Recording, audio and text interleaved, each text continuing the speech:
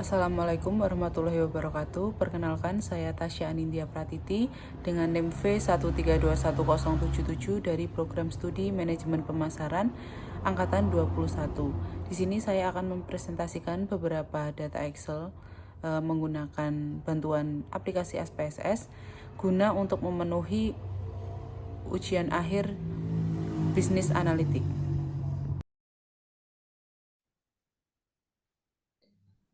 Untuk yang pertama, di sini disediakan data linear regression, terdiri dari dua data, yaitu duration dan score. Nah, duration di sini diartikan sebagai durasi atlet saat berlatih, kemudian skor ini diartikan sebagai jumlah skor yang didapatkan saat atlet berlatih. Nah, di sini datanya tidak selalu sama, karena bisa kita lihat pada latihan dengan durasi 5 jam, atlet bisa mendapatkan 94 skor. Kemudian di lain waktu dengan latihan selama 5 jam, atlet hanya mendapatkan skor sebanyak 90. Nah, di sini juga bisa kita misalkan duration ini menjadi koefisien X, kemudian skor bisa kita ubah menjadi koefisien Y.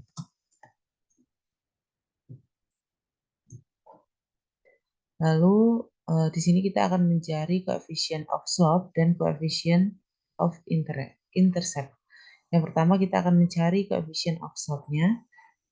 Kita bisa menggunakan rumus Excel, yaitu sama dengan ketik minus,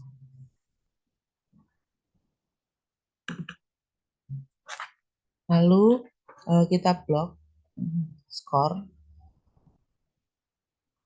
kemudian titik koma atau koma.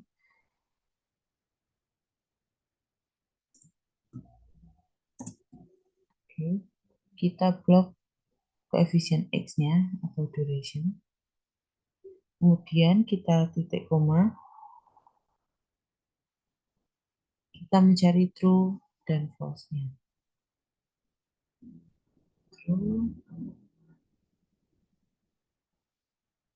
Kemudian kita kurung tutup.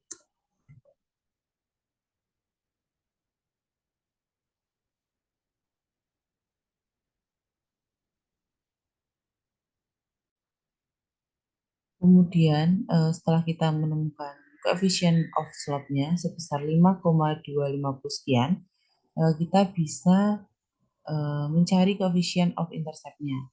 Di sini yang pertama kita bisa blok duration dan skornya secara bersamaan, seperti ini. Kemudian kita pergi ke insert, kita pilih charge, kemudian kita pilih scatter.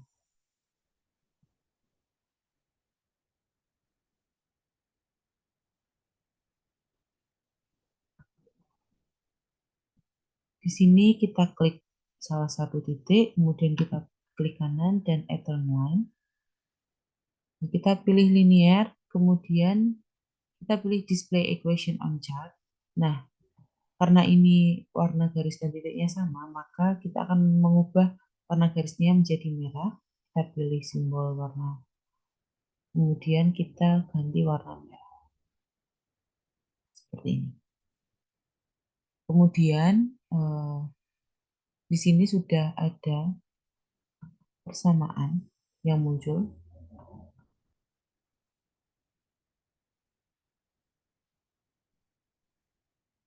Nah, di sini persamaan ini sudah sesuai dengan coefficient of slope-nya, yaitu 5,250 sekian. Dan di sini 67,162 adalah coefficient of intercept-nya. Jadi bisa kita masukkan ke dalam kolom.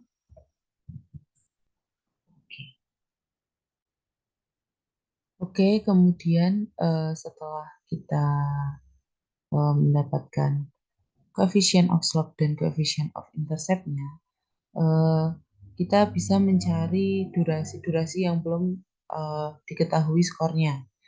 Nah, sebelumnya kita juga sudah bisa menentukan rumus untuk mencari skornya, yaitu dengan skor sama dengan coefficient of slope dikali dengan duration-nya yang akan dicari, dan ditambah dengan coefficient of intercept-nya. Nah, seperti contoh di sini kita bisa masukkan rumus sama dengan, kemudian kita klik coefficient of swap-nya,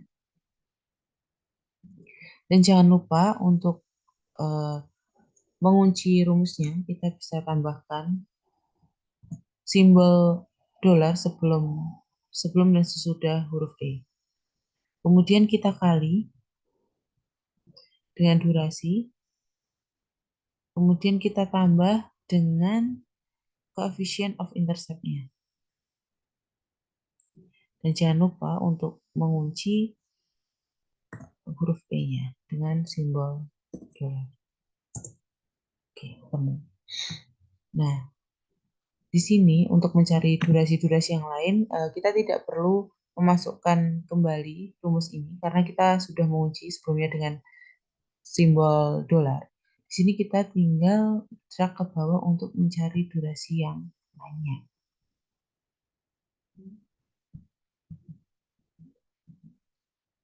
Nah, jadi dengan durasi 3 jam kita bisa mendapatkan skor 83, untuk 5 jam 93, dan seterusnya.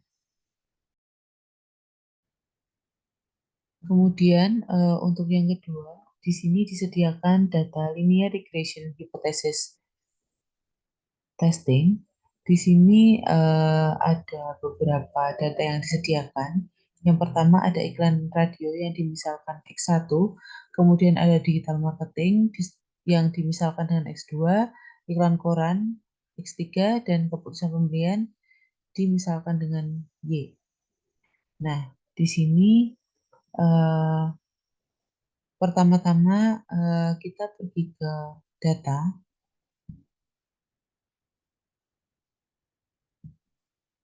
kemudian kita pilih data analisis.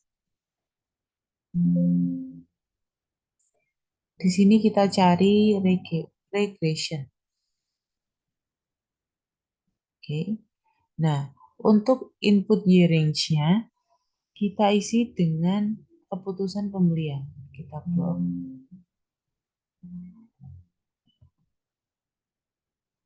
Seperti ini. Kemudian untuk input X range-nya, karena ini X-nya ada 3, maka kita blok semuanya. Dari iklan radio, digital marketing, dan iklan koran. Seperti ini.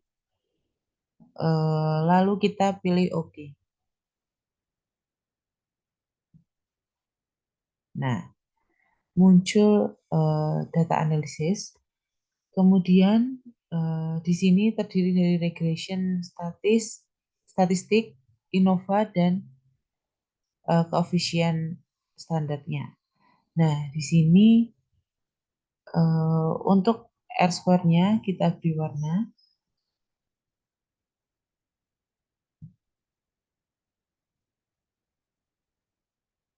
Kemudian signifikan F-nya, karena ini sifatnya stimulan atau mempengaruhi variabel Y. Kemudian di koefisien standarnya kita lihat dari p-value-nya. Kita beri warna.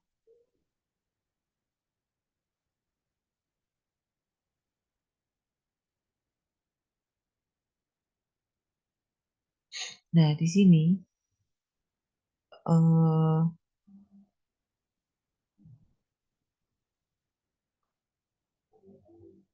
kita lihat apakah variabel X-nya itu mempengaruhi dengan variabel Y secara parsial, dapat dilihat dari p-value-nya ini tadi.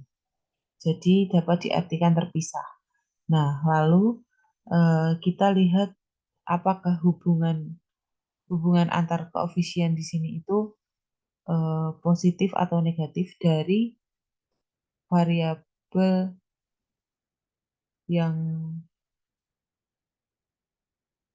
yang pertama hingga ketiga ini, apakah ada yang negatif atau positif. Ternyata di sini semuanya positif, maka semua hubungan koefisiennya positif. Selanjutnya kita tinggal menginterpretasikan hasil data analisis dari regression statistik, ANOVA, dan coefficient standarnya. Yang pertama, kita akan membuat kolom terlebih dahulu.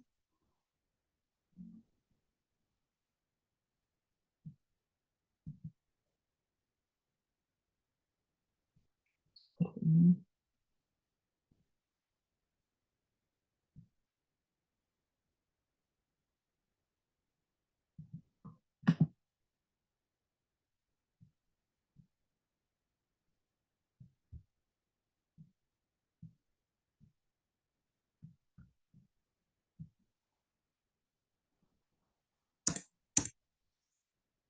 Nah, di sini dapat diinterpretasikan dari R-square-nya, yaitu dari nilai R-square menunjukkan nilai sebesar 0,5705 atau sebesar 57,05% dapat diartikan bahwa variabel keputusan pembelian atau variabel Y dalam penelitian ini sebesar 57,05% yang dipengaruhi oleh variabel X1, X2, dan X3 yang ada dalam penelitian, sedangkan sisanya 42,9% dipengaruhi oleh variabel lain di luar penelitian.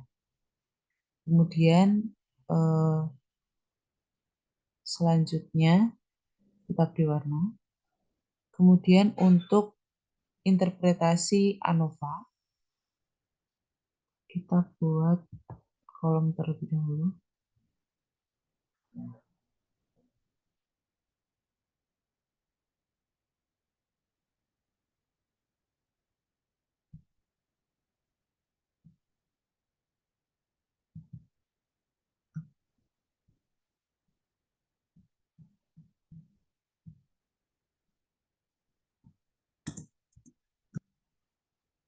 Oke, seperti ini dapat dilihat dari tabel ANOVA, nilai signifikan F adalah sebesar 0,46 yang mana nilai tersebut lebih kecil dari 0,05 sehingga dapat disimpulkan bahwa secara stimulan atau bersamaan ketiga variabel independen dalam penelitian ini memiliki pengaruh yang signifikan terhadap variabel keputusan pembelian atau variabel Y. Kemudian untuk koefisien standar R-nya,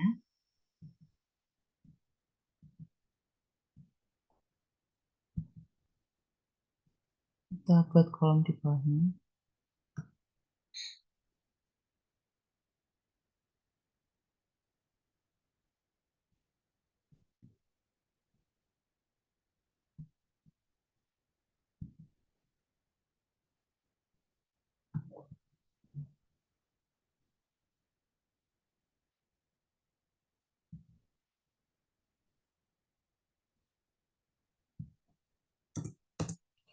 Oke, untuk yang pertama, iklan radio atau variabel X1.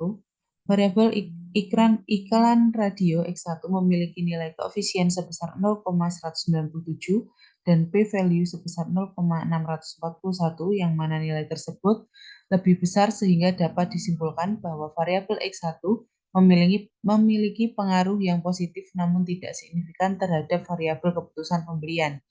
Kemudian yang kedua ada digital marketing atau variabel X2. Variabel digital marketing memiliki nilai koefisien sebesar 26,870 dan nilai p-value-nya sebesar 0,007 yang mana nilai tersebut lebih kecil dari 0,05. Sehingga dapat disimpulkan bahwa variabel X2 memiliki pengaruh yang positif namun tidak signifikan terhadap variabel keputusan pembelian. Kemudian yang ketiga ada iklan koran atau variabel X3. Di sini memiliki nilai koefisien sebesar 1,599 dan nilai p-value sebesar 0,637 yang mana nilai tersebut lebih besar dari 0,05. Sehingga dapat disimpulkan bahwa variabel X3 memiliki pengaruh yang positif namun tidak signifikan terhadap variabel keputusan pembelian. Kemudian setelah kita menginterpretasikan dari data sebelumnya ini, kita kembali ke sheet 1 seperti ini dan mengeblok semua data yang ada.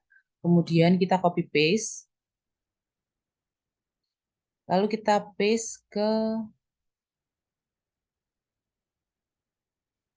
SPSS. Lalu kita klik kiri dan paste. Kemudian kita akan mengubah nama dari data-data ini di variable view. Kemudian untuk name-nya kita ubah menjadi X1, X2,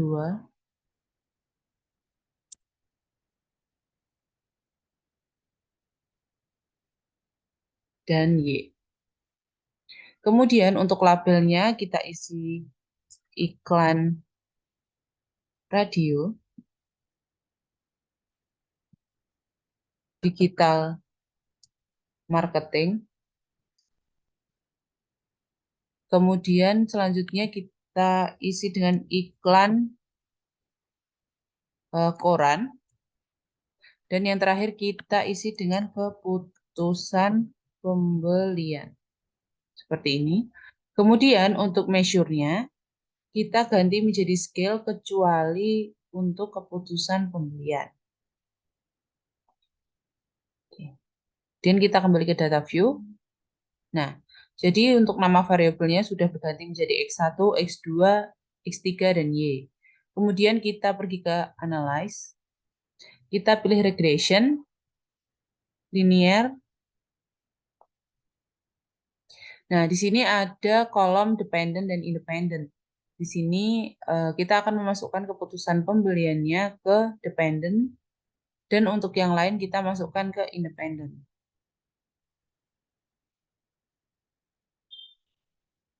Seperti ini. Kemudian kita klik statistik, lalu kita pilih Collinearity Diagnostic, lalu kita pilih Continue. Kemudian kita pilih Plots. Nah, di sini ada kolom Y dan X. Untuk Y, kita isi dengan spreadsheet. Kemudian untuk yang X, kita isi dengan spread. Dan jangan lupa kita centang histogram. Kita pilih continue, lalu kita OK. Nah, setelah itu akan muncul data seperti ini. Kemudian kita lihat di dependent variabelnya atau keputusan pembeliannya. Nah, di sini kan gambarnya itu ada titik-titik yang menyeluruh atau menyebar. Nah, di sini menandakan bahwa titik-titik yang menyebar ini bersifat normal atau baik. Kemudian untuk koefisiennya, nah di sini koefisien dari variabel iklan radio, digital marketing, dan iklan koran, toleransinya lebih besar dari 0,1 menandakan bahwa variabel ini tidak saling bertoleransi dan hanya berfokus untuk mempengaruhi keputusan pembelian. Kemudian kita akan mencari data menggunakan logistic regression. Nah, di sini sudah disediakan datanya. Kemudian kita bisa mengeplok semua data ini dari subscribe, each, dan income. Kita blok.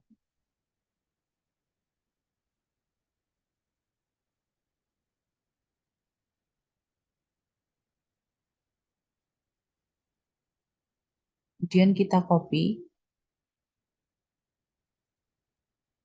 Lalu kita akan beralih ke SPSS, kita paste di sini.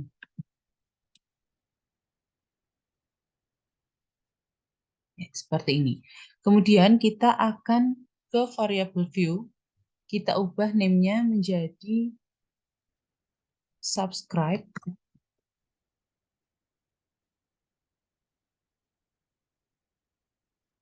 age, dan income. Kemudian untuk desimalnya kita ganti menjadi 0.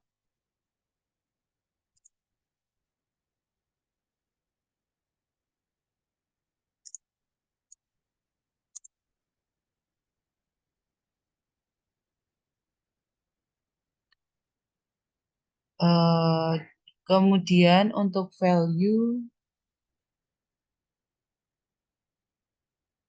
value-nya bisa kita isi dengan 0, kita tuliskan dengan 0 subscribe, kita add, kemudian value kita isi 1 dengan subscribe.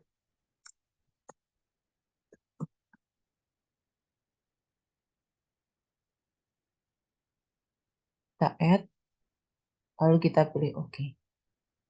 Seperti ini. Kemudian untuk measure-nya, untuk subscribe kita ubah menjadi nominal. Dan untuk age dan income-nya kita ubah menjadi scale.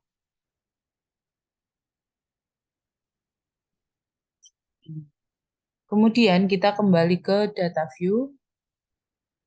Nah, di sini namanya sudah diganti menjadi subscribe, age, dan income.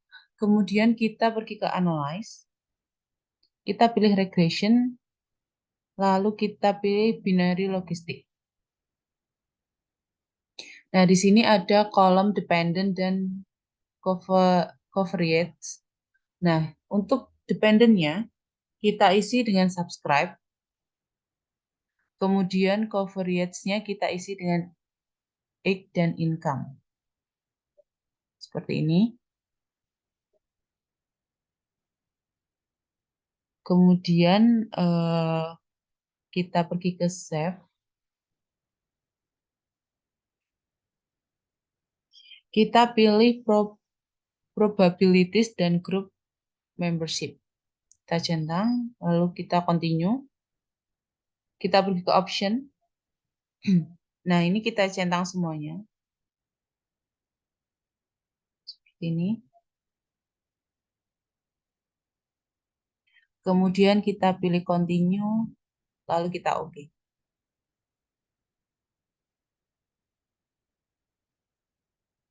Nah, nanti akan muncul hasil datanya seperti ini.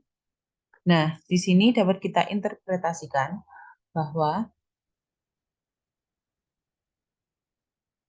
pada case processing summary-nya itu jumlah datanya sebanyak 407. Kemudian dapat kita lihat di blok 0, beginning block itu jumlah datanya sebanyak 553. Kemudian di blok 1 itu sebanyak 500.114,918. Nah, di sini menandakan bahwa data ini baik dikarenakan blok 1 itu lebih kecil dari blok 0. Kemudian kita pergi ke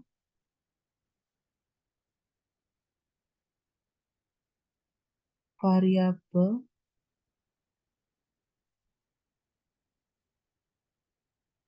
Kita cari variabel.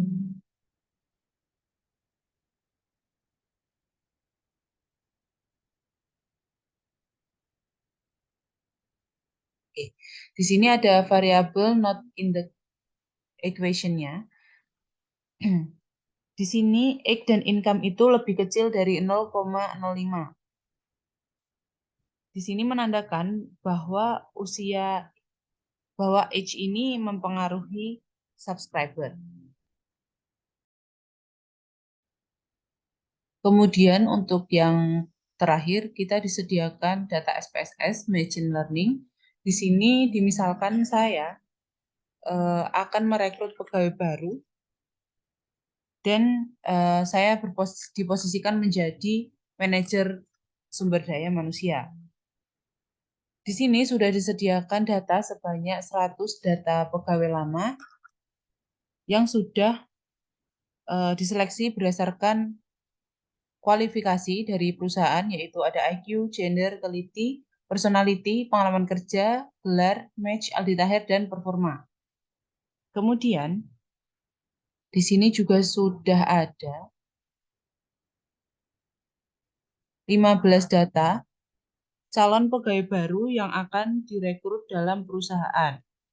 Nah, saya juga akan memprediksi performa yang dimiliki oleh para calon pegawai baru yang tidak didasarkan dengan asumsi belaka, namun direkrut berdasarkan data yang telah ada.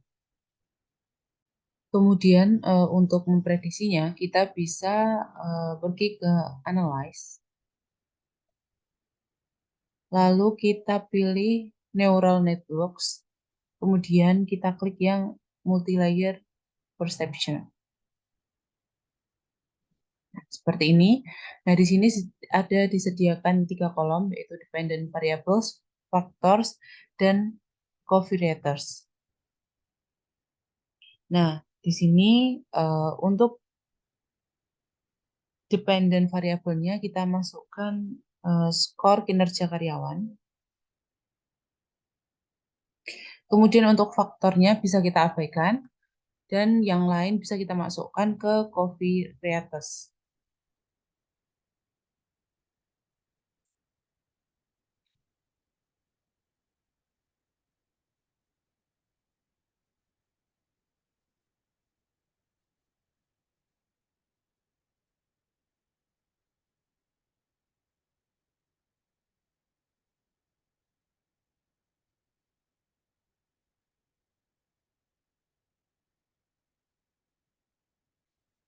Seperti ini. Kemudian untuk partitionnya kita abaikan, arsitekturnya juga kita abaikan, trainingnya juga kita abaikan. Kemudian untuk masuk ke output, kita klik yang independent variable importance analysis.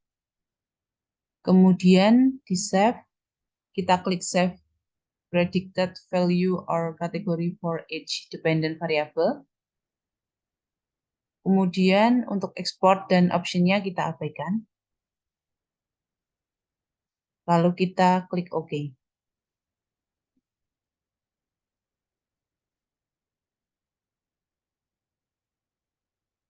Nah, nanti akan muncul hasil datanya. Di sini di case processing summary,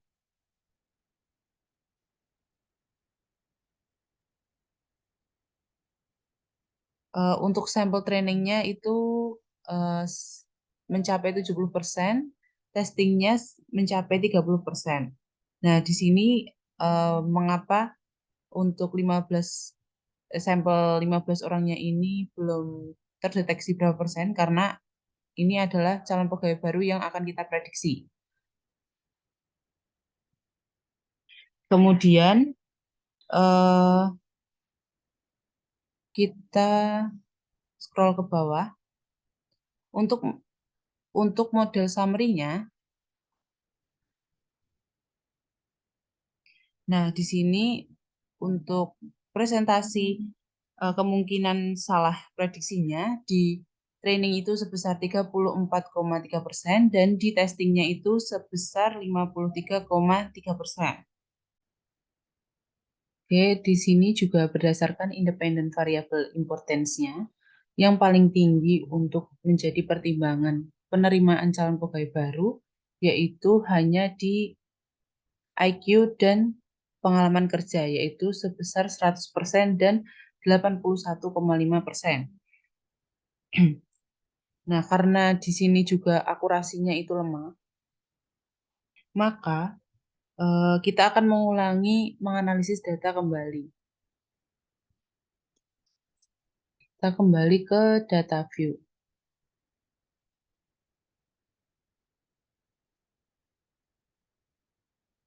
Oke. Nah, yang di kolom ini bisa kita hapus.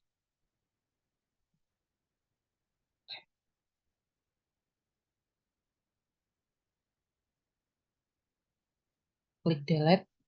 Kemudian kita pergi ke analyze. Lalu kita klik neural networks, multi-layer perceptron. Nah, di sini kita kembali ke variabelnya. Karena tadi yang paling besar pengaruh dalam rekrutmen pegawai hanya IQ dan pengalaman kerja, maka yang lain kita kembalikan ke asalnya saja.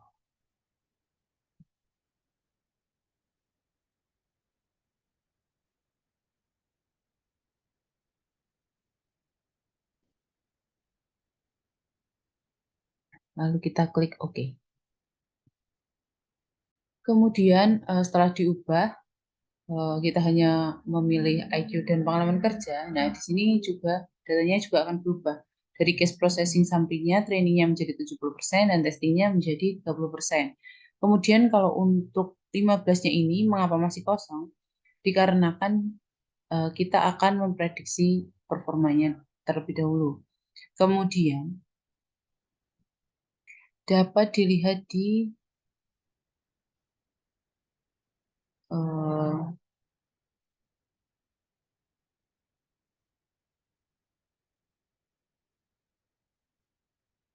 dapat dilihat di model summary-nya di sini, kemungkinan kesalahan dalam proses data ini di training hanya 19,7% dan di testing 0,25%.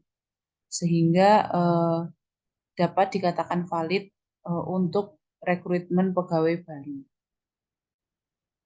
Oke, setelah kita kembali ke data view, kita bisa melihat seberapa besar kemungkinan yang akan diterima, seberapa banyak orangnya. Kita lihat dari 15 calon pegawai baru tadi. Nah, di sini terbukti bahwa hanya calon pegawai baru di nomor 114 dan 115 yang memenuhi dari kualifikasi penerimaan rekrutmen perusahaan.